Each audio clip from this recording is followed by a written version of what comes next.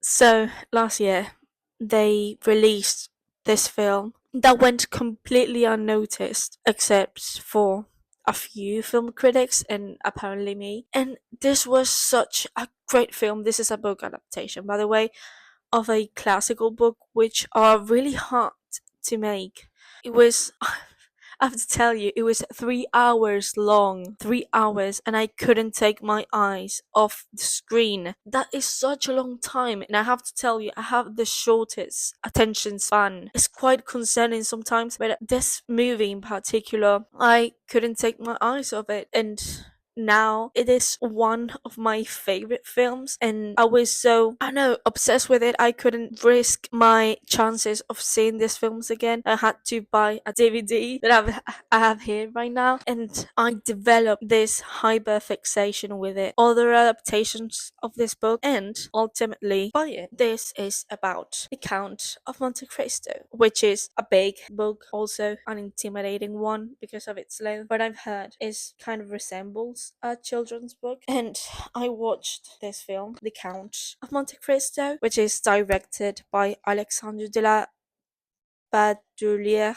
and Mathieu de la Barre, and it starred Pierre Nini as the Count. And let me tell you, there was such a good film despite the adaptation, which right now I don't know how that went, but I will know because today, well, not today because this will take me probably a few weeks. Today, I am introducing you this reading blog of the Count of Monte Cristo. Hi, I'm the one editing right now. It's been a few days, but I haven't even finished the book yet. I'm just gonna say this video is gonna be long, really.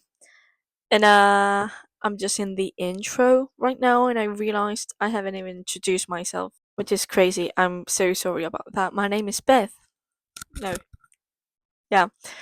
So nice to meet you, and thank you so much for being here, for clicking in this video and just listening to all the paranoia I have to say about this.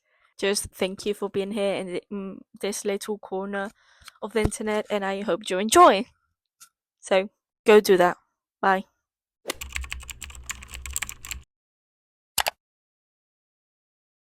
Okay, so in my hyperfixating era of the Count of Monte Cristo, I watched some adaptations. The first one being the 2024 one, the second one being the 2002 one with the little Henry Cavill, which I think it was his first big role. I'm not sure, don't take my word on it because I'm not really sure.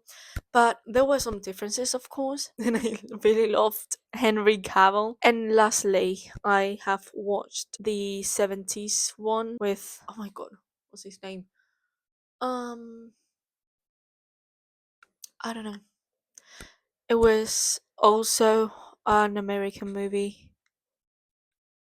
I don't know. The thing is, the adaptation I liked most, the French one, with Pierre Nini. It was absolutely brilliant. His performance, everyone's work, really. And, well, I have yet to watch other adaptations, such as, I don't know what year is it from, but Gérard Depardieu is the Count, and my mom loved his work and his art. And I remember watching Cyrano de Bergerac because she was obsessed. She loved it so much. And when I heard he was portrayed, no, he was the one portraying the Count of Monte Cristo, I was immediately thinking about it. And luckily, I found it on YouTube for a film, which is lucky for me, I guess. I didn't found it in the original version of its language. I found it in Spanish, which is a sacrifice I will have to do for that, but I guess it's fine. And lastly, I am so eager for the Sam Claflin adaptation. I don't know when I can watch it, when it is officially out, but trust me, I will watch it. Although I kind of want to finish the book first so I can compare them all. So that is the list of adaptations I've watched of the Count of Monte Cristo. Love them all, although there is a clear winner, which is 2024's. Yeah. when we read a book, we do not only get to know the plot, the characters, we also get to know the author, their lives, the political situation, their countries, and the history of said country. So we ought to choose a good edition, especially with classics, because normally classics has passed a long time. Normally languages have evolved since then, and so we ought to choose an edition with a translation to make the most of our reading experience. With the Count of Monte Cristo being a novel written in French, the smart thing to do really is to read an adaptation in French. However, I do not feel as confident with my French to read 1,200 page book. I do not feel comfortable enough for that. So I chose to read The Count of Monte Cristo in my mother tongue, Spanish, which I found was similar enough to French. And I bought this version of Penguin Classics, but in Spanish that is translated by someone named EV in Spanish, or EV. Do not know that person. However, I trust Penguin. Other good adaptation in Spanish that I've heard of is the Jose Ramon Monreal version. I've been told it's good. But normally when people read the Count of Monte Cristo in English, they tend to go to Penguin Classics, the English version translated by Robin Buss in 1994, I think. Now that we've chosen the adaptation that most fits us, it's time to make the most out of our reading experience. I'm the kind of person that likes to annotate the books, so here I'm just cutting some post-its so they will be thinner, because really this book has the smallest letters. I'll have to bend over the book to read, but yeah, I'll just do this and then separate the different parts of the book so I can see a goal more clearly. So yeah, so this is a preparation I'm doing for reading the book so I can make the most out of my experience.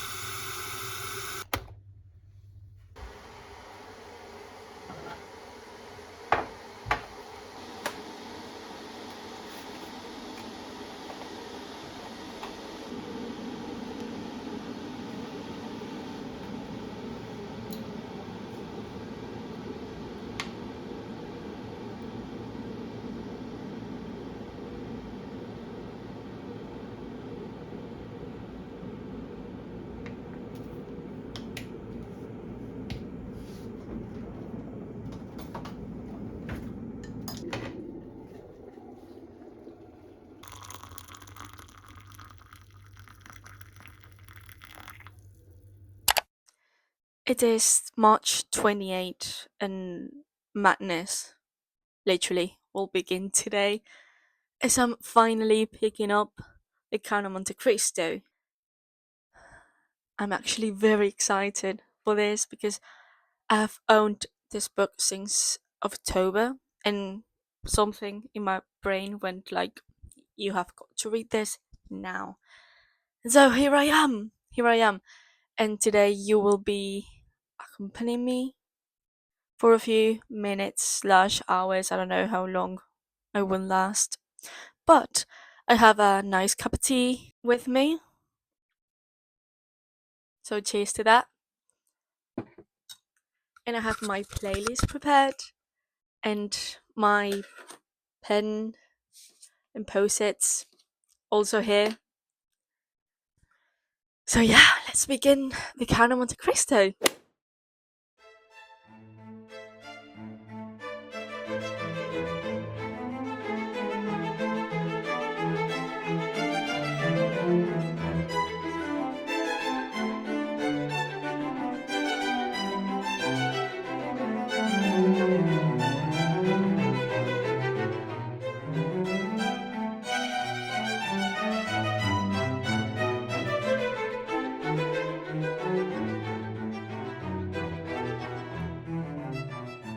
I just realized I actually never told you what this book is about. The Count of Montecristo, written by Alexandre Dumas. It was originally published in French. It was published in the 1840s, I think.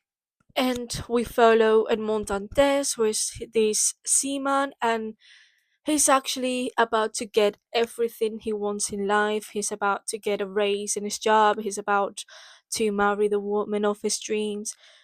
But he is wrongly accused of being Bonapartist. Bonapartist?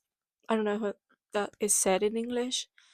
That he supports um Napoleon.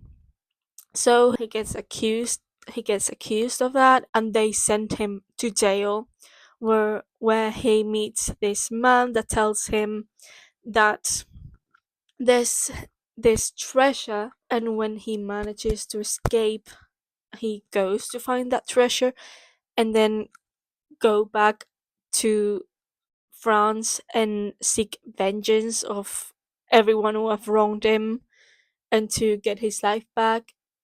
But will he be the same? I don't think so.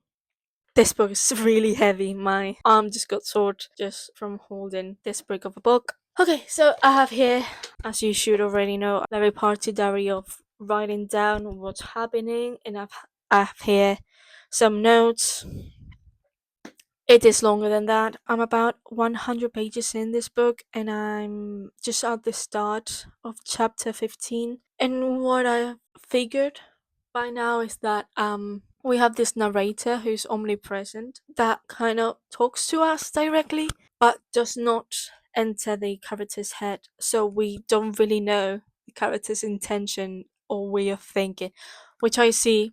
I'm not really accustomed to that, but it is something that Dumas has done before with, for example, The Nutcracker, which I read like a few weeks ago. And this allow us to not really knowing who's telling the truth or who's lying. It is only with all the characters saying, "This is your true intention," something like that. Like what happened with,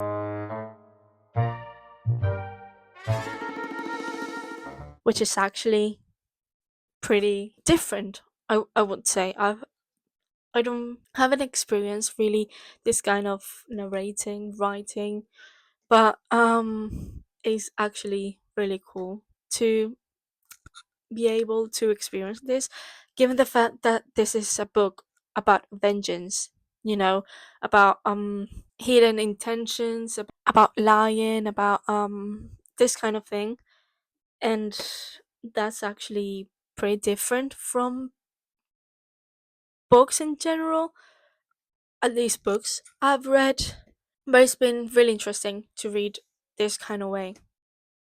In a few moments, I'm gonna tell you my first impressions of the book and what's happening in the plot. But fear not, I will put some kind of signal that we are in a spoiler zone, or something like that. I don't know what I will do actually. Anyway, I'm gonna start now. In the few, in the hundred, oh my god, in the 100 pages I've dug into this book, I have learned that the political and historical context, it is pretty important. Even if it's a work of fiction, we get to contextualize something, which is not a problem. It's alright even if you don't know a lot of French history, because the book will go along with you and explain you some things. There's just a few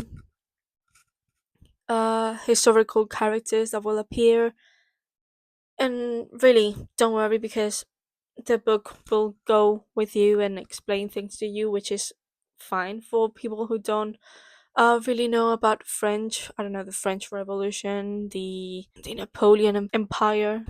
So the book, it starts February of 1850.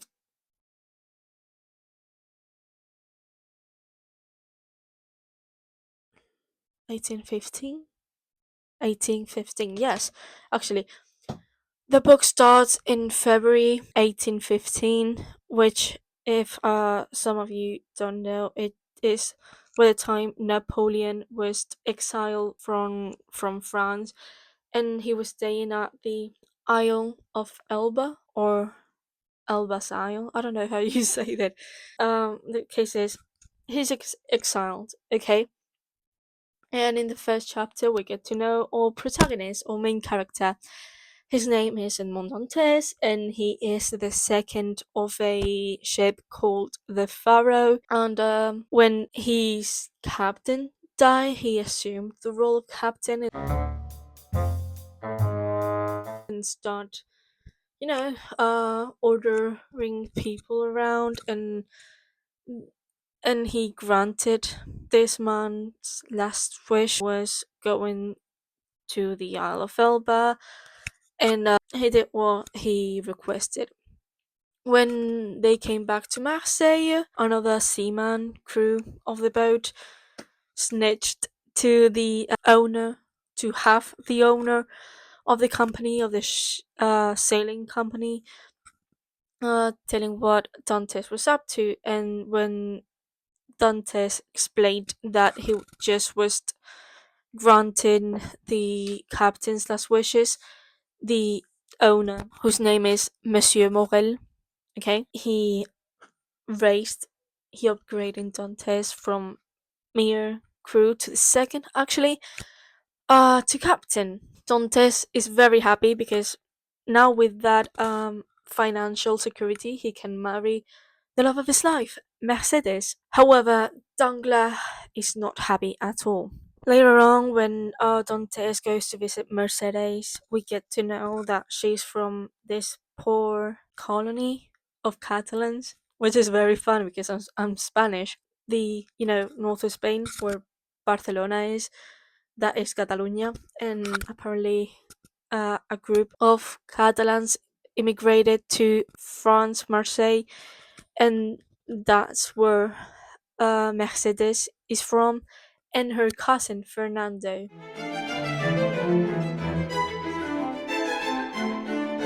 Fernando is madly in love with Mercedes, but she just loves Edmond so much. She won't marry Fernando, even though he won't stop to insist, which basically makes Mercedes and Fernando both Catalans, part of the Targaryen family, something like that. That is actually something I have written in my book.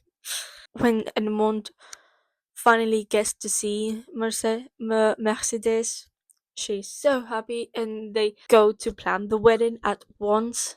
They do not waste a second. Fernando is really disappointed, he's really sad, he's really miserable, and then they encounter Danglars outside, and Caderousse, which is Dantes' neighbor, and also he lends him money, and even that Caderousse is a good friend of Edmond's. He has him on high esteem and everything. Well, the three men, they go drinking, and then Danglars start talking about what if we wrote a letter and then sent it to the king's court agent to tell him that Edmond was really Bonapartist, and he's a traitor to the country and all that. And even when he writes it and tells he has no intention of sending that letter, he begins to misspeak to Fernando to try to manipulate him so he will send that letter. And he does. So when all the family and friends of Edmond and Mercedes gather to have the dinner prior to the wedding, the Jeune d'Arc arrive and they arrest Edmond for his treason. Then we get to know Gerard de Villefort, which is not the king's court agent, but he's the substitute. We learned that when they tell him that we have a matter that requires your attention, He's in a pretty similar position to Edmond. He's at a dinner prior to his own wedding, only that he's 10 years older than Edmond, and he's done a bit better in his life. But still, it is a shock to learn that these two characters are in a similar position. He's the one managing Edmond's case of treason, and for his own reasons, even if he believes that Edmond's innocent, he sends him to jail. Now, why does he do that? I'm gonna tell like a minor spoiler here. He's actually a famous Bonapartist song, and when Edmond went to the Isle of Elba, they gave him this letter who gave this man from Paris, and this man is Villefort's father. So, in order to protect himself and his family, Villefort decides to send this innocent man to prison. Now, this man, he feels guilty about sending an innocent man to jail, but I guess not enough to risk his own fate and I wouldn't say his family actually, I would say his name, you know? And that is pretty well reflected in this quote, which I will read to you now because I like this quote. Villefort's soul still hesitated for a moment. He had pronounced many death sentences without any other emotion than that of the judge's moral struggle with the convicts, and those executed by his terrible eloquence, which convinced the jury and the judges, did not put a single wrinkle on his forehead, because those men were criminals, at least in the opinion of the substitute. But now the question varied.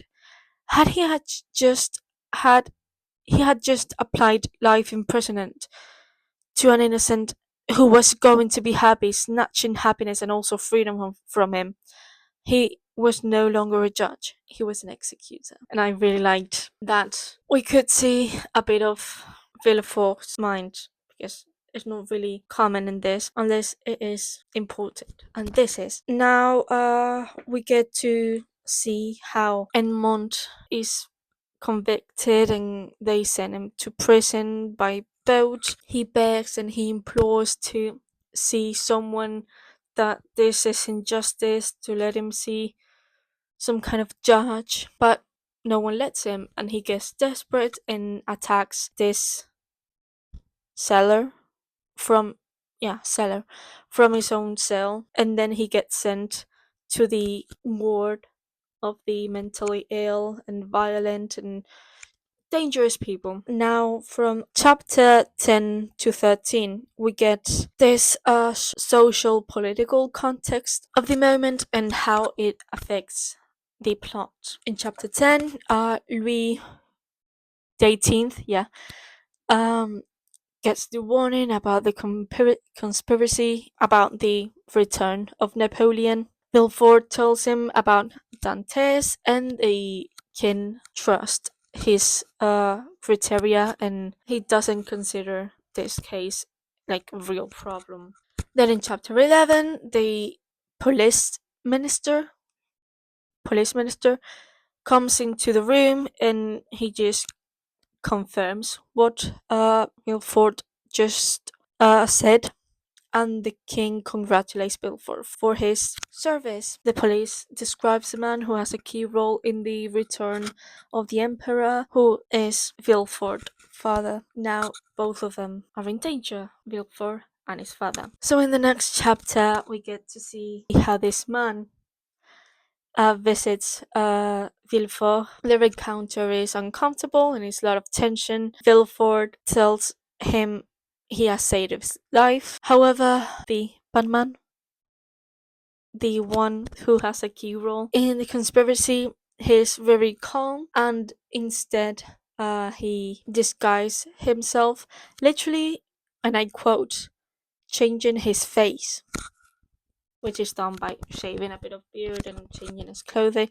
Not a big deal. Now, in chapter 13, the king cannot contain the coup d'etat, and he lost power for 100 days. That is known for the 100 days when Napoleon comes back, and then is exiled again. Villefort asks for the man's help to maintain his job, and Morel, the owner of the ship company, goes to Villefort to ask for Edmond's liberation without any kind of success. Fernand and Cadros are recruited for the army, and Danglars, fearing Dante's liberation, he escapes to Madrid. And lastly, Edmond's father dies, and Morel pays all his debts. That's it. That's it for now. That's the key points of the story so far. This has actually been a really good read. This is the contrary of a Tolkien's book, I would say. It's not. I haven't read Tolkien, by the way. I have not. It's not very descriptive, and it's really fast paced, which is why I think some people consider this like a children's book of the time. And so yeah, I'm eager to see like the downfall of Dante's and how he becomes the count. I'm really eager to do that. I think I'll come back to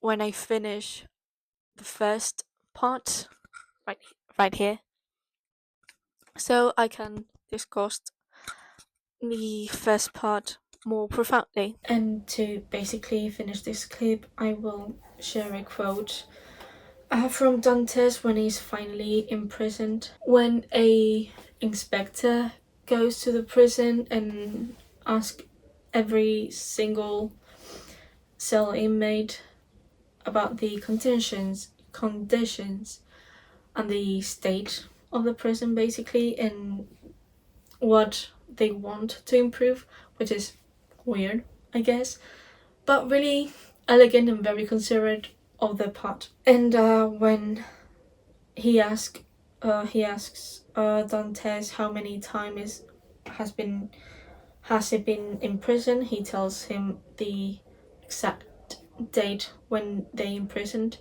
and he tells Dantes that he's been in prison 17 months. And Dantes says, "Isn't it more?" Dantes replied. "Do you think it's just 17 months? Ah, sir, you ignore what 17 months in prison are. 17 years, 17 centuries, especially for a man like me who was close to being happy, for a man who saw an honorable career open and who loses everything at that very moment, who from the clearest and most beautiful day passes to the deepest night, who sees his career destroyed, who does not know if the woman who loved him before still loves him, who finally ignores if his elderly father is dead or alive. 17 months in prison for a man accustomed to the air of the sea, to the independence of the sailor, to space, to the immensity, to infinity. Gentlemen, 17 months in prison is the greatest punishment that the most horrible crimes of human vocabulary can deserve. Take pity on me, gentlemen, and ask for me not for indulgence but rigor, not pardon but justice. Justice, sir. I ask for no more than justice. Who denies it to a prisoner?" And I think that's beautiful. I think that's very poetic. Kind of makes us feel sorry for him. Even this inspector, but he can't do anything.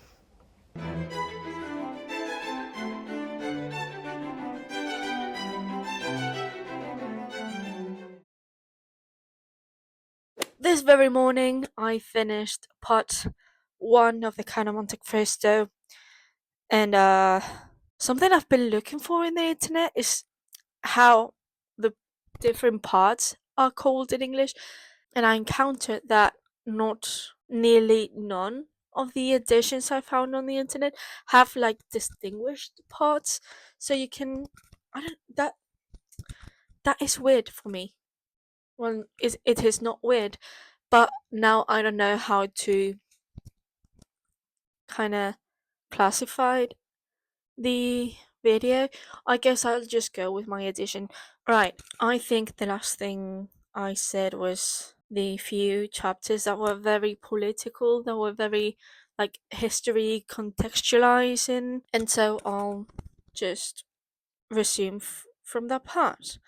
When we finish those chapters, we go back to Edmond, and he plans to finish his life. He cannot take it anymore. He's imprisoned for a crime he did not commit, and he has no clue why and who did this. So he plans on starving himself. However, when he starts doing this, he listens some kind of knocking on walls, some kind of sounds and noise, and he makes up this plan. He thinks to himself, okay, if I make a sound back to the sound and they respond, that means there's some kind of work energy, they're just doing their job, fine, the work energy, they're just doing their job, fine, they don't. That means it's all this sound, they're not comfortable. And that's when we meet formally Abbe Faria. I don't really know how to say Abbe in English.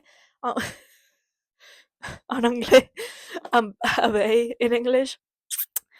We have heard from this character before, from other sellers talking to each other of this madman who is also in prison that offers them a lot of money for him to escape. And we finally get to meet him. This man, we do not know his age. The only thing we know is like very advanced in age. He is an Erudite. wise erudite who worked for a noble family. It's for an Italian noble family, and he was imprisoned for his. He had a sympathy for this independent movement, and now on he will serve Edmond as his mentor, which makes him the stereotype, like the archetype of mentor, the wise man, knowledge, like reunited in this person, the knowledge personified in this man. Abe Faria, who is trying to escape, he realizes he has not drawn the map correctly. Therefore, he starts losing hope. But Edmond, he's seen what this man is capable of, and he wants to escape. Unfortunately, Abe Faria does not want anymore, and instead starts teaching Edmond about life, mathematics, philosophy, physics. And a few years later, he asks Edmond why was he imprisoned. Edmond tells him his story, and Abe Faria is like, "Oh, you have many enemies you do not know of. Something is born within Edmond, revenge."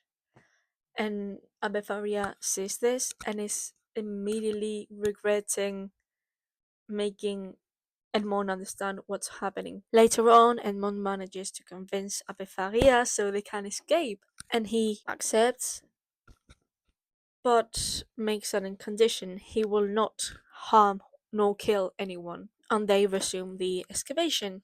Subsequently, Abe Faria warns Edmond that this is over the span of a few years, okay? This is not like in one afternoon, obviously. Abe Faria warns Edmond that he has this illness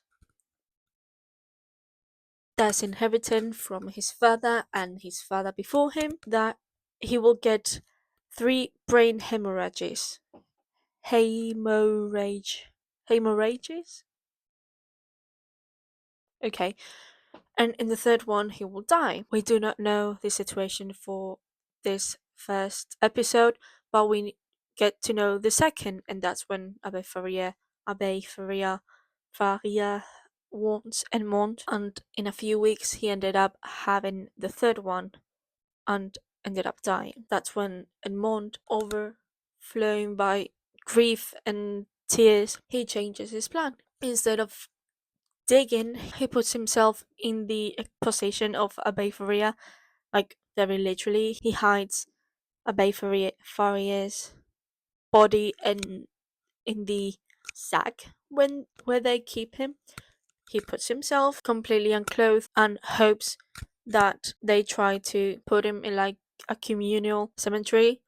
They do not. They end up shoving him into the sea. Now, Edmond Dantes has escaped. He has a plan though. A few moments before Abbe Faria dies, he tells Edmond about this treasure, the treasure in the Isle of Monte Cristo.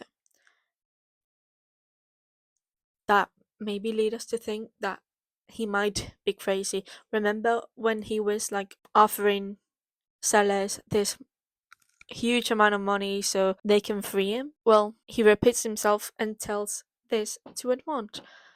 He shows him the remains of a letter he has and he implores Edmond to find this treasure. So he has this objective to find this treasure to commemorate the memory of Abbe Faria. After he escaped, he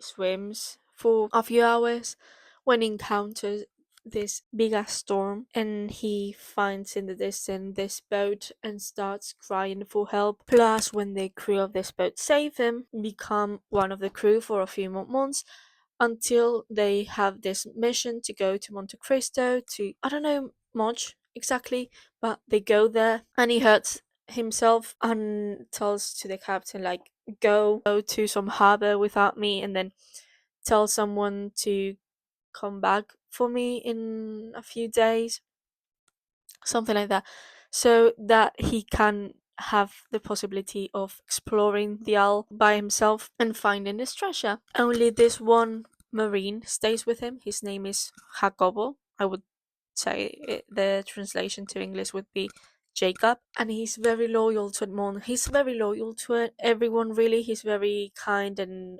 honest. I would love if he was queer. This character, believe me, is queer coded. I believe he's queer coded. Maybe he's not, because of obvious reasons, being a 19th century book might probably be not a queer character, but Jacob's very queer coded. Believe me, Jacob wants to stay with him to help him because he's hurt, he's ill. Dantes forbid him.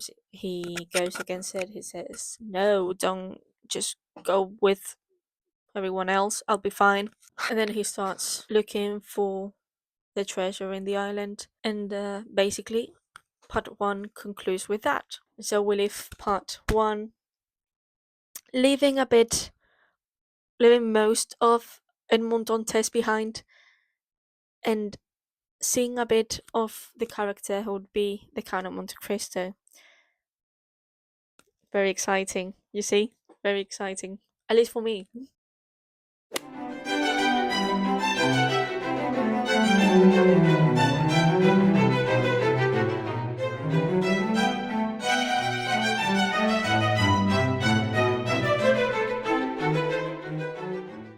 Hi. It's been more than a few days, but I have the excuse that all the maths have required my attention. But I'm sorry anyway. You're not going to notice any of this. Why am I apologizing? I'm really sorry. I guess I'm just apologizing to myself. Yeah. But anyway, something I realized come to my attention is when I touch the microphone directly, you can hear that. So I sticked it in a pencil. Yeah. So yeah, I'm learning while I'm doing everything, which is really fun and really great. Okay, let's get to it. Something I want to do from now on is not narrate the book as I go, because I think this book can be very subjective and is a experience different from everyone, I think, given some facts I've said before. For example, the when you're following a character's point of view, you don't actually are inside the character's head. That means you don't know what they're thinking. So I think narrating the book might be a little too subjective. And all of that said, I'm going to begin with something I've thought about. I've already finished part 2, and that made me realize that part 1 could be easily a prologue to the novel, to any adaptation it is made, because it is very introductory in what could be the body of the narrative that is Edmond Dante's revenge, you know? And also compared to part 1, part 2 is much slower. And I will get to that in a moment. But first, I would like to dig in the character itself of Edmond Dantes. In part 1, we left him searching for the treasure. Let me tell you, of course, he finds that treasure and he becomes rich. And he plots his vengeance and then comes back to just make pay at everyone who have wronged him. And honestly, I like that for him. But in the character itself, we no longer see Edmond Dantes anymore. We see the Count of Montecristo. Because in part 2, there is no single reference to himself as Edmond Dantes. It's like a whole different person has born within him. And even in part 3 that I'm reading right now, there's not even the briefest thought about himself in the past as Edmond Dantes. So in part 2, we see how Edmond Dantes changes into the Count of Montecristo. We see how the things of his character changes and evolves into some things that are part of the Count. For example, his innocence and joy. We do not see that anymore. He's not innocent because he's have been through enough trauma and suffering, and we don't see his joy because, well, of the same thing. And most importantly, I think the honor, which really is a part of this age's society, it is completely blown apart because that character that you don't lie, you are being truthful, that completely goes out the window and he starts manipulating, he starts lying. Let's remember that when he was saved from the water after he escaped, he didn't even say his real name, being afraid, of course, that he will get captured again and thrown into prison once again. So it is natural that he would lie for that matter. But as the time passes, you realize it is no longer to protect himself, but to actually disguise him and manipulate other people. But the thing is, as much as he lies, he's not done anything evil yet. Even when he switches identities to visit other people to, for example, reward them. And something I find worth of mention is how in the first part there is a very big paragraph about how Edmond's physiognomy has changed in prison, and nobody from his past could ever recognize him again. And I don't know if this could be possible, but let's think it is possible. I was thinking of some reasons why this could happen. The first one is Edmond being imprisoned at 19 years of age. He has not developed completely, which makes him change his appearance completely after 14 years in prison. That is the easiest theory I have about this. Now it gets crazy. The other thought I had, which is really crazy, but I think there could be something behind that. I have not studied biology or anything. I just know some facts and I just thought this could happen. I don't know. Do you know when someone has a stroke or a brain hemorrhage, their nerves on the face stopped communicating well with the brain?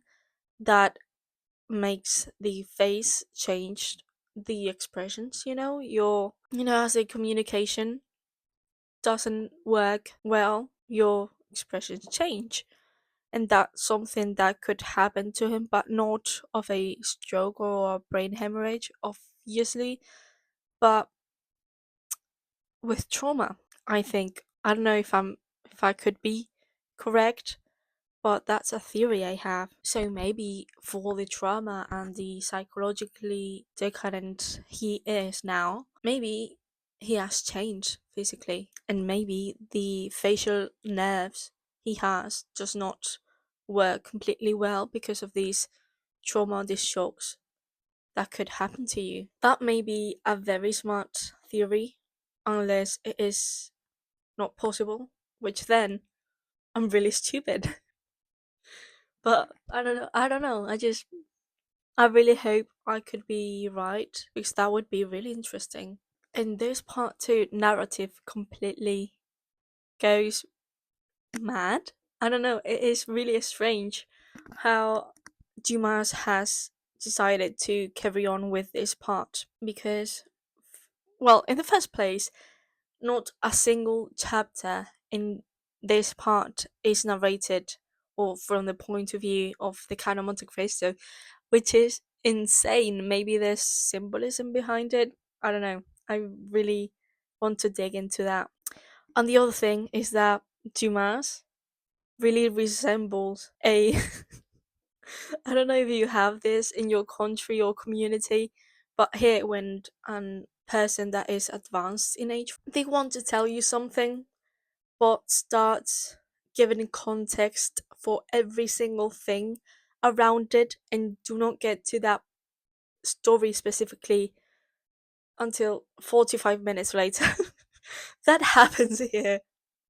This man Alexander Dumas resembles me of my mother because he spends like 4 or 5 chapters describing a whole other story which is not that important for the plot. And mind you, each chapter in this book has like from 10 to 20 pages, which might not appear a lot, might appear average, but I think I've said this before.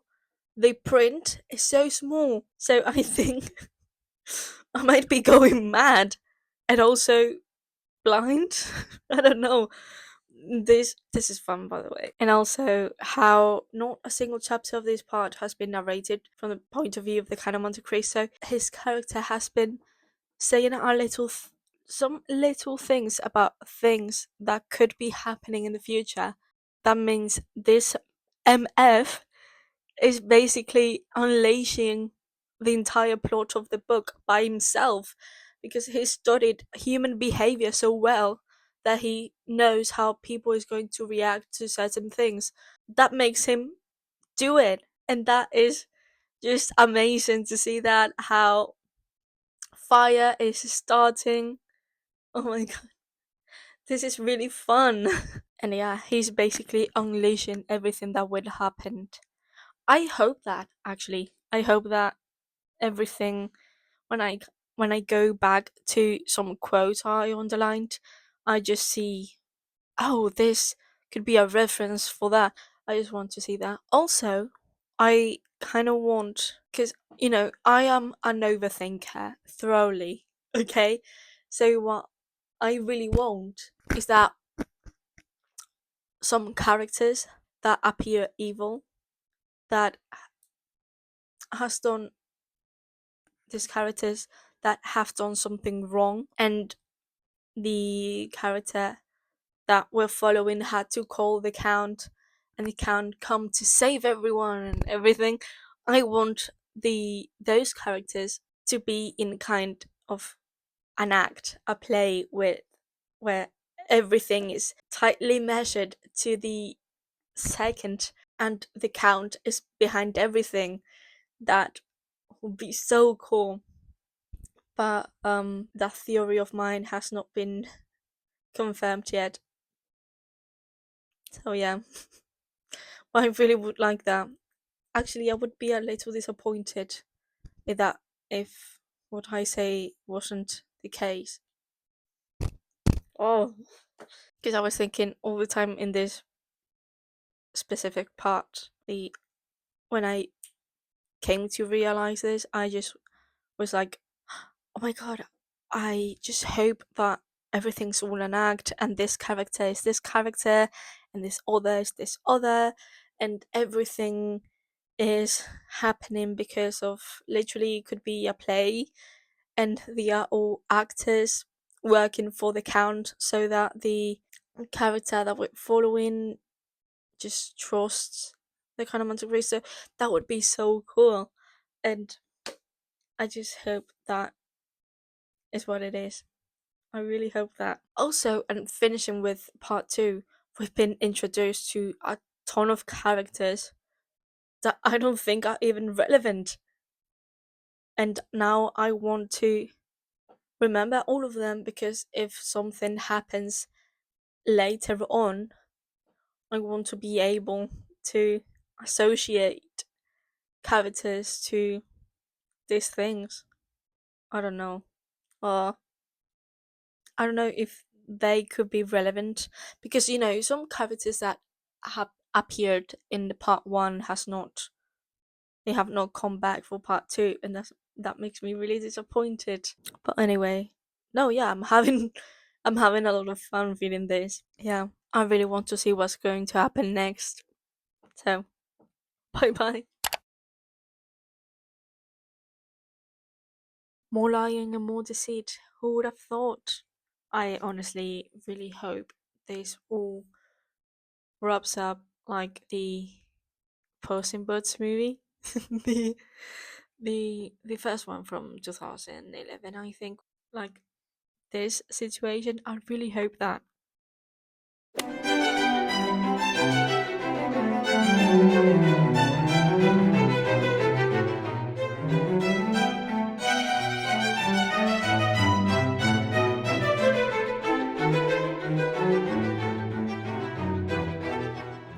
I reached part three almost a week ago. I would say, and I'm trying the starting up thing to move a bit and to display my wonderful mug that I bought the other day that says book lover. I reached part three, I think, more than a week ago. Today is day 37 of reading the Count of Montecristo, and now I feel like I don't only need to apologize to you, but to myself. I swear I don't normally read this slow. I wouldn't consider myself a slow reader. I think of myself as an average reader. I don't know. Damn it! I better. Part 3 of the Count of Montecristo is called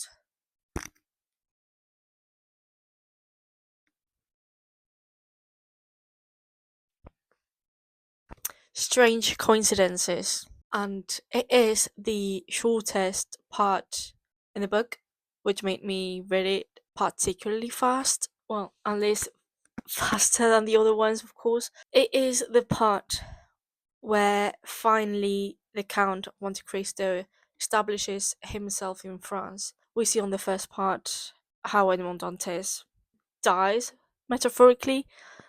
We see in the second part how this strange man goes around different places to reward some people on behalf of Edmond Dantes. And finally, in this third part, we see how the Count of Monte Cristo establishes himself in Paris. Now, in this part, more than a few chapters are from his point of view, and I have to say that this has been my favorite part thus far. We get to see the total separation between the character of Edmond Dantes and the Count of Monte Cristo, and that is very interesting to learn. Also, it is the part where the most introspection has been, long dialogues, long deep thoughts, and that I very much like. In this segment of the book, we see how the Count of Monte Cristo faces his rivals from the past, and we see how he challenges them and discuss them at a philosophical level. Actually, these things that corresponds to one character or another. With Villefort being the court agent, he talks about the morality and laws. With Danglars, he does something a bit more simple, that is challenging financially. And it is in this part when Monte Cristo finally encounters Mercedes face to face, and that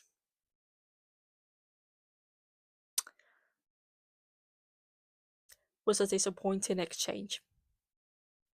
Yeah, I have to say that because we don't actually see what's going through the minds, and I would love to see what was Mercedes thinking about, he looks familiar or something like that. I don't know anything at all. And also Monte Cristo, we didn't even get to see his thoughts. Also with Fernand, he's not. No, this was such an unremarkable exchange. I don't know. I felt really frustrated. The only little thing we get to see is when they part ways. Mercedes tells Albert that she doesn't trust this man, and asks Albert to be careful. This could have been so much better. This scene could have had so much potential, but all that missed. It is really hot in here. I'm not wearing any fucking blush. It's just my natural cheekbone color because I'm really hot. Anyways, in this part, I really like the character of the Count of Montecristo. I have to say it. I believe this man could be the OG morally grey antagonist while being the protagonist. And I mean antagonist because in half the chapters, he isn't even the main character. I'm not. So, him being in the background, unleashing everything, is very fun to witness, I have to say. So, what I'm trying to say here is that most of the time from this part on, we see very little of his plot and more of the other characters. Now, this is the man that technically unravels the plot itself, but it's not like we don't get to his vengeance until like very late on, and it's just small things happening because of him, but not really what it's supposed to be.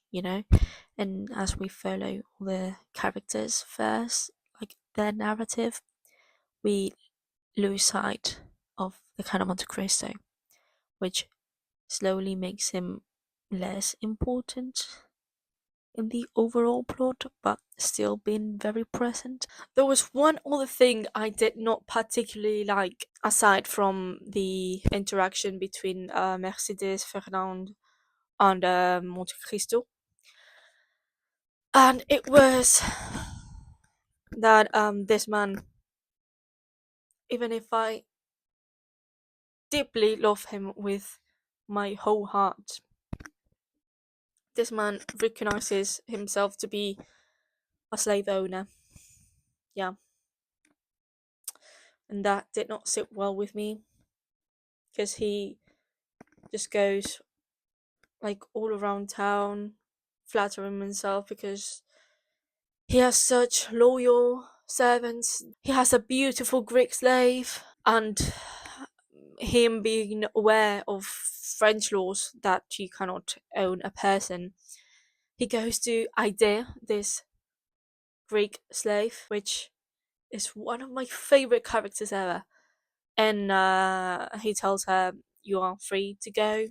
I don't own you," and she refuses, which I guess should have been really a heart-tender moment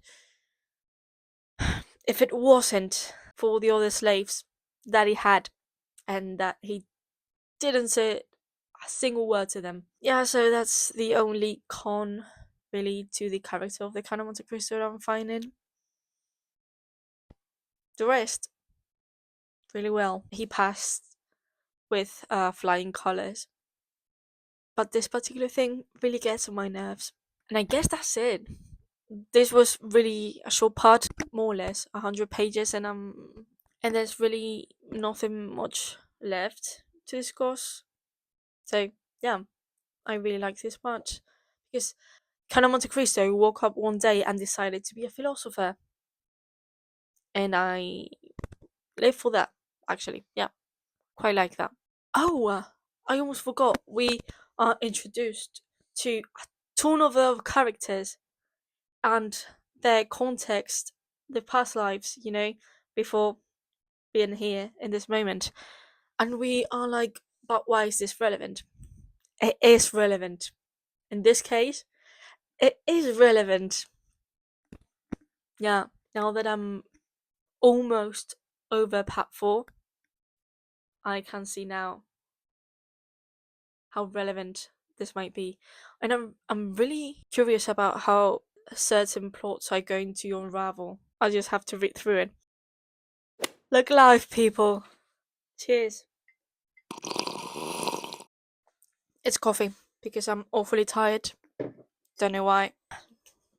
Here we are. And you know why? Because I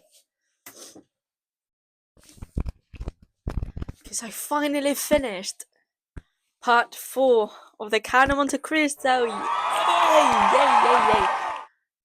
Yay! Great! Amazing! Yay! Part 4, Count of Montecristo. It is called Mayor Cavalcanti. Yes. That is because, and I'm gonna tell you just this little thing. The Count of Montecristo hires someone, like we see he hires someone to play a part in his revenge. Yep, these 2 people. They are significant, I would say. One more than the other, but yeah. It's really excited. I'm really excited by this. But first, before we dive into what happens in this part, I had this thought throughout, like, a good part of the book, and I did this silly thing, and I hope you like it. I'll show you here. I couldn't help but imagine this could go so well with Reputation, the album by Taylor Swift, but now it is Reputation Edmond Dantes, or the Count version, and I did this stupid thing. I'm so funny. Alright, let's get into it.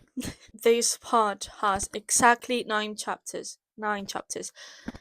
And they were pretty long. Do you remember when I was saying that Alexandre Dumas were telling all the stories that wasn't even relevant to this book, and it would have been fine if it was like, I don't know, 3 or 4 pages, but it took several chapters, and the chapters were like 20-30 pages. Now the chapters are more than 50 pages long, even. So yeah, and I mean, if this had any sense, I wouldn't mind. But the thing is that the format is really strange. Let me explain myself. Here you see how in one chapter they are telling like different plots at the same time, and you could easily, like, when you finish a plot, end the chapter, go to another chapter and tell all the plot. Alexandre Dumas doesn't do that and just tells like 5 stories of like the what's each person living at the moment, and not dividing it by chapters. I don't see the reason behind that decision, because the chapters could easily end up like at the end of each plot, and it would totally make sense.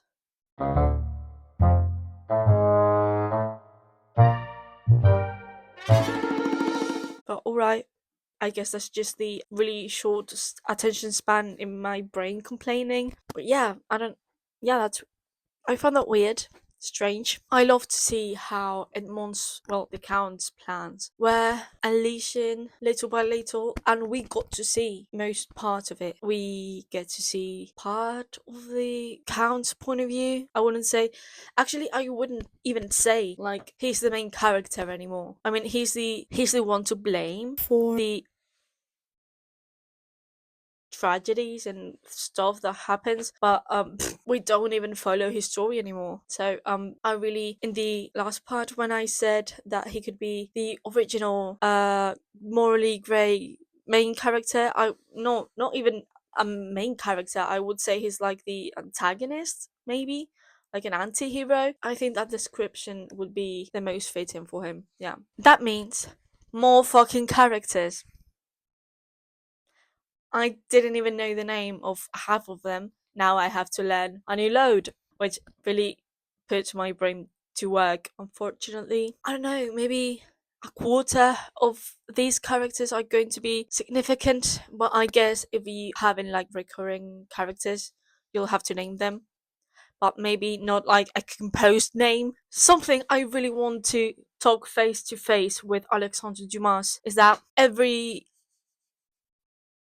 couple pages he has to mention Shakespeare. He's in love with him. I don't know. He's like his number one fan. And I really respect that because he's been such a fanboy. People nowadays don't like when in a book they mention a character from all the author's book. This has been going on for a while, apparently, because this fucking man can't avoid mentioning Shakespeare. It's really entertaining to read because you wouldn't expect a Frenchman to be kind of in love with an Englishman. Alright? Yeah. This part, now getting to the plot, is just the Count's plan. Be more advanced and complex and just see how it develops while other plots of other characters take place. And this particular plot I am not fond of. It's mildly entertaining, but I really don't like this one character, and that is Maximilien Morel. At first, he was presented as a really nice man with honor, with family values. Now he's just annoying. He's just annoying. He won't stop like stalking this girl, which they are in love, alright, but he's giving me such a big red flag. He's committed what we today consider crimes. I think they do consider trespassing a crime, like in a private property, which is not yours. You don't do that. You don't do that, man. Don't. Also, he commits. He is a manipulator. He gaslights the woman he loves to guilt trip her. Also, the girl he's in love with, she's called Valentina, alright? She's 17, I think. She's not even 18, which, alright, these people had another mindset, but the man's 30. 30! No. And so, I hate Maximilian, but her plot is really frustrating because people are just stupid. And something we get to see in this part is how everyone is always connected to each other. Even the new characters that are coming in just now are connected to everyone. You can have a map. I think there's actually a map in the Wikipedia page where it's just a map with like lines in different colors to see the relationship between the characters. I would love to see that when I get done with the book.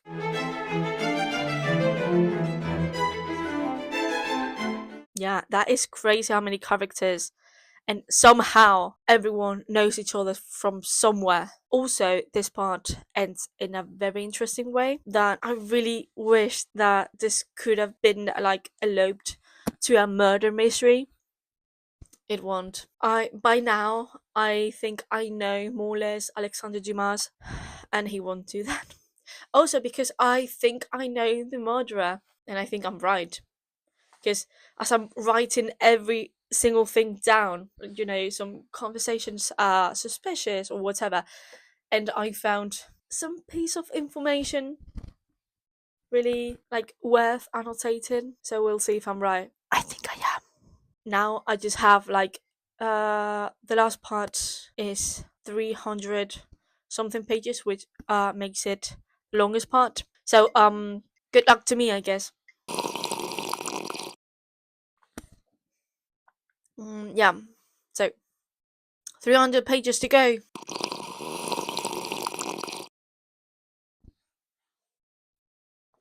I needed this.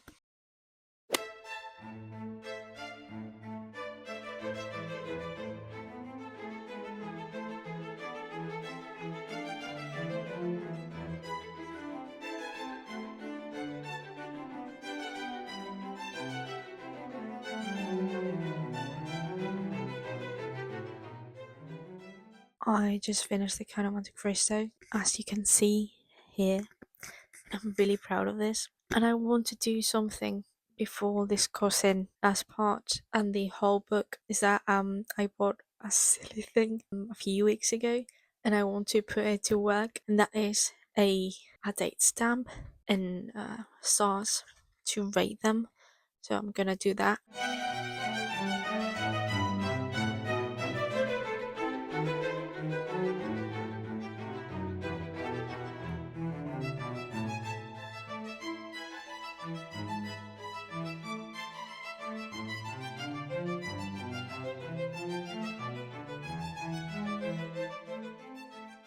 It's very early in the morning, but I really want to avoid the heat. So here I am, and yesterday I officially finished the Count of Monte Cristo. This has been such fun 48 days, which are a lot, and I'll get to that in a few moments. But now I'm just really eager to discuss part 5 with you. But first, I think we've already hit the 1 hour mark in the video, which is crazy for a first video. So I want to ask you, are you okay? Are you alright? Do you want something? I cannot bring anything to you because but I'll wait for you to get something, and I'll wait here. Yeah, don't worry. Pause the video, please. Oh, you're back. Are you comfortable? Yeah, perfect. Alright, part 5 is the longest part, I have to say, with 300 something pages. It's called, well, literally it's called God's Hand, in Spanish, La Mano de Dios, which could be translated to God's Hand, but also God's Will. And that is very funny because you see, the main themes of this book is revenge, and you know how in this age everything that happened was because of God's will. So in here, in Mon, or the Count of Monte Cristo, adopts the justice that the Christian God has to do with those other who have been evil, especially to Edmond. I think that's the best title Alexander Dumas could have put the last part of the book with the ending. Without getting into anything, I just want to remember how I said that most of the time in this book, Edmond Dantes, or the Count of Monte Cristo, isn't even the main character of the book. He's just the one unleashing everything. He's the spark to the flame that eventually will grow. But I have to say, it is a quite remarkable way, the way he does it, and it's just amazing to see everything completely developed and come to an end. The other thing I have to say before getting into my questions and my comments is that the book happens in the span of, I think, 5 regimes, which is crazy. I'll comment that later.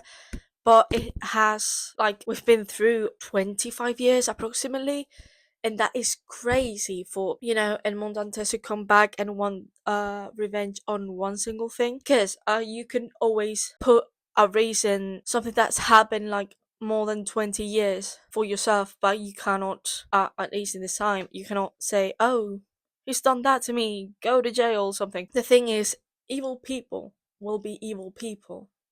They won't change, and that is something I have found true in real life, but also really well described here, because the reason that things go down for several characters is because of something they've done recently. So yeah, folks, if someone's evil, if someone's done something bad to you, they won't change. They'll most likely do something hurtful again. Getting now to the plot, it happens 1,000 things in 300 pages.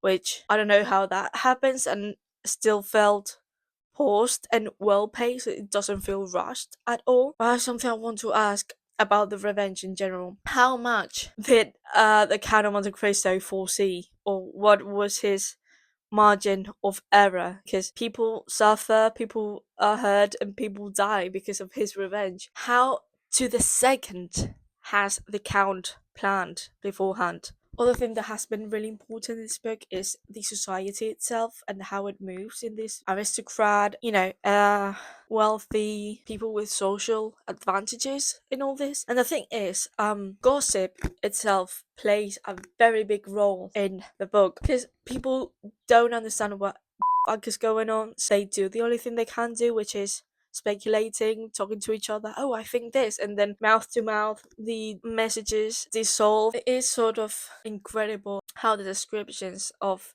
a sick and twisted society this is, that they have to rely on other people's opinions or some newspaper that might not even be correct. In fact, we say a scene where the Count of Monte Cristo bribes one of the men that translates signals into news on the newspaper. We see him pay for this story to change. Something that I'm very excited for that Alexandre Dumas has included is queer characters that are maybe not confirmed. This sapphic couple, I love them. However, history will call them friends, as we all know.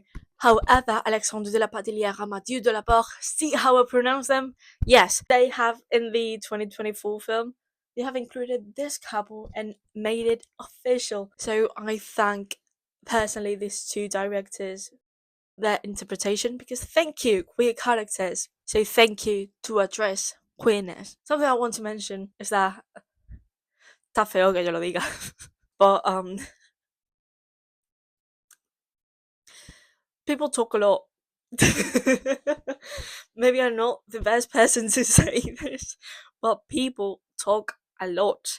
They are not aware of urgent situations. Let me put an example, because this situation, something has happened to someone that have deeply hurt them, and now they are in the verge of life and death. And this other character think to themselves, maybe the Count of Monte Cristo can help me, and goes to the Count of Monte Cristo and then start just talking to each other endlessly. And I'm just thinking, by the time they come back, the one that's been left on the doors of death, I don't know, this character, by the time you come back, has been dead for 30 minutes. Please, I don't know, some kind of sense of urgency. And that leads me to another thing. People talk a lot, yes, but they are also very dramatic. Deeply, quite very dramatic. Please, can you not right now? Because it's not like I'm a deeply passionate / emotional person, so I react really heavily in some things, but can you just not? In some situations, it's just not. That leads me to another thing also, is that I really want to know why. I've talked to you about these two characters before. These are Valentina and Maximilian. Why are they so obsessed with each other? They are like head over heels. I would have liked if Alexandre Dumas gave us a backstory for them, because I don't know how they met, I don't know how they developed these feelings for each other, and I don't know how they finally became so obsessed. I just know they're obsessed, and I'm just like, whoa, slow down a bit. If I could have had like the past of the zoo, a backstory, the context, I would have been okay, this happened, so they feel very connected or whatever. But we don't have it. We just know they are completely obsessed with each other. So, I don't know. Next point I want to discuss is revenge itself. We know that originally Edmond Dantes has three major enemies, which are Fernand Mondego, Count of Morcerf. We also have Danglars and Gérard de Belfort. So there's three main people he wants to revenge on. But also one, I'm afraid, collateral damage is Gaspard Caderousse. And I want to discuss something, alright? There's this scene where Montes is about to have a duel with Fernand's son Albert. And before the duel, I think the day prior the event, Mercedes, his betrothed, his fiancée in his other life, just storms in and she goes, "And Montes, please don't kill my son." And it's like, I'm sorry, what? It's like, what name did you pronounce? What name did you utter? And she's like, "Yeah, I know it's you." But the thing is, how does she know? Okay, because throughout the novel they have maybe interacted twice, and there's no even a little hint that Mercedes figures out who the count is. So no. That is not something that has been well done, I'm afraid. Do you know the show not tell thing in books, films, every single piece of entertainment ever? Just doesn't make sense that Mercedes out of the blue just says, "I know who you are." Prima. No, you don't know who he, and we are the one who matters as readers. If you don't show the things to us, it's like they don't happen. Back to the revenge of these three men. I'm not happy with the order of this thing. And I'm going to reference the 2024 film because I watched that film several times. I know I'm sick. I'm completely mad. The order, I would say, in the film makes so much sense that in the book, let me tell you why. In the book, it goes like this. First, you go Fernand, then Villefort, and at last Danglars. And that doesn't sit well with me because, for example, I think Fernand's actions were the one to hurt and mourn the most. And it doesn't really make sense to put him the first one because something happens to Fernand after the revenge, of course, and he is no longer mentioned in the rest of the book. The part where the Count of Montecristo has his revenge on Fernand is right here, and all this, there's no single mention to him by the society itself, which plays a rather big role in the book. It's just maybe Mercedes and Albert that talk to each other about how disgraceful his father has been, how they have been left with nothing but disgrace and lack of honor and whatever. This man is like he's never existed, and there's a good chunk of the book to go. Then we have Villefort, which I liked how he revenged on him, but now how Villefort ended. And then Danglars, which I think it was rather a joke, but now I want to share my thoughts on a rather important thing with you. And that is, we finally get to see a piece of Mercedes' mind, and not like in She's a Mad kind of way. We just get to see a bit of her opinions, a bit of her thoughts. And I would say she could have been such a central character in this novel, but she's not.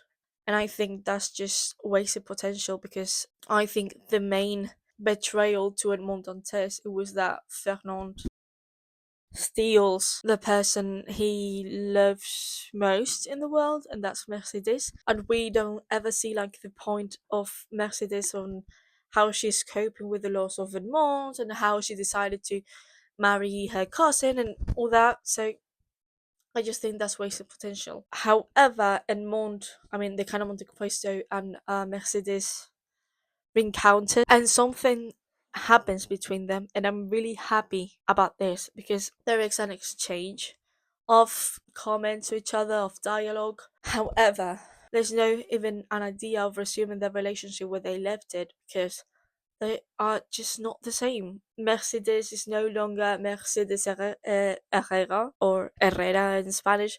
She is the Countess de Morcerf, and Edmond Dantes is no longer and Montes, he's the kind of Montecristo. It was delivered in a very natural way, how they don't even discuss about their pasts and oh, we should be lovers again, I guess. No, they don't do that, which is I think great because so many years have passed and it wouldn't make any sense. And I really liked how they carried on with that situation. I think that's actually one of the best things that Alexandre Dumas has written in all the book. That very specific scene was very well done, and I applaud him for that.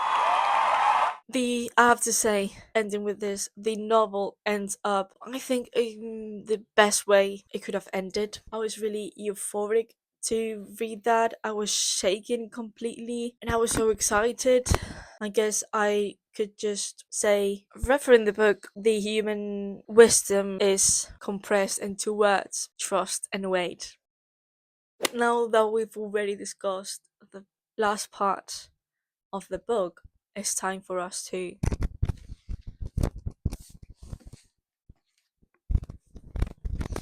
see the book as a whole thing. This has been the result, by the way. I'm really proud of this. For those of you who have not read any classics, afraid of reading such a long book, I have to say this was very approachable. This was a very easy book. It's not even that complex. There's not a lot of introspection, as I said before. So maybe if you read like shorter, classic, approachable books, you can switch it to the Count of Montecristo because it's really easy to pick up. It's gonna be fine. If I had to describe this book with a word that came to my mind like halfway through the book, it would be the Spanish word mamarracheo. This book is a complete mamarracheo, and this word doesn't have a direct translation in English, but I'm gonna try. Mamarracheo is something sassy, fun, gossipy, but also dramatic, but in the funniest, silliest way. Now, and I fear I have to address this topic. I have read this book in 48 days, which is a lot of days, I have to say, for 1140 pages approximately. But I have to say, I am really happy I took that time to read this because I remember the Beth from last year, which she read 10 books a month, and that's completely fine. That's completely okay if you do that, if you have that pace of reading. But I'm really happy I took the time for this and I was really slow because, of course, I have changed myself. My situation has changed, and I'm really proud for the slowness because, as I have said before, this book takes place in a span of 25 years approximately. And with that amount of time, I feel more connected to the characters because time has passed for me too. And this also has been really significant to me, is that I have beaten overconsumption or overconsumerism and not feel I have to read a book in 3 days and then another and so on, and I can really take my time with this one, and it's really liberating to feel that I have all the time in the world. So yeah, I am really proud of that, and I'm really happy to take my time with this book, as I said, and really enjoy it, appreciate the slowness of it, not because it is slow, the book itself, but because I chose it to be. I found that magical. Now, getting to the book, the overall critique, something that I really loved about this book is the literary references. As we all know, Alexander Dumas could easily be the person that carries the fan page of Shakespeare and every single social media. It's really funny that, but also he mentions a ton of all the literary pieces and all the authors that I'm really just amazed as a literary person myself how impactful something has been throughout the years. He has mentioned, of course, Shakespeare, he has mentioned Byron, he has mentioned Cervantes, which I'm really proud of.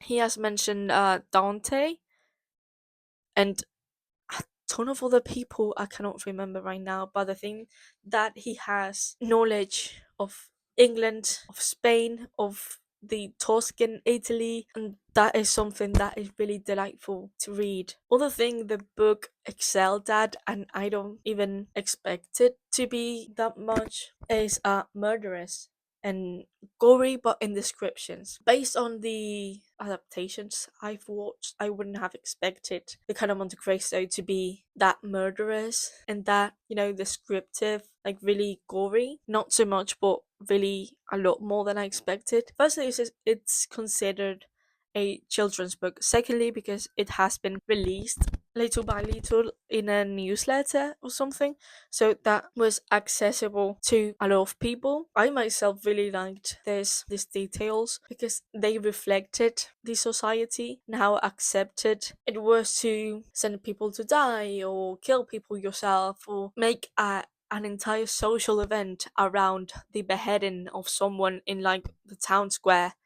You see, this is something that I wouldn't have expected, but okay.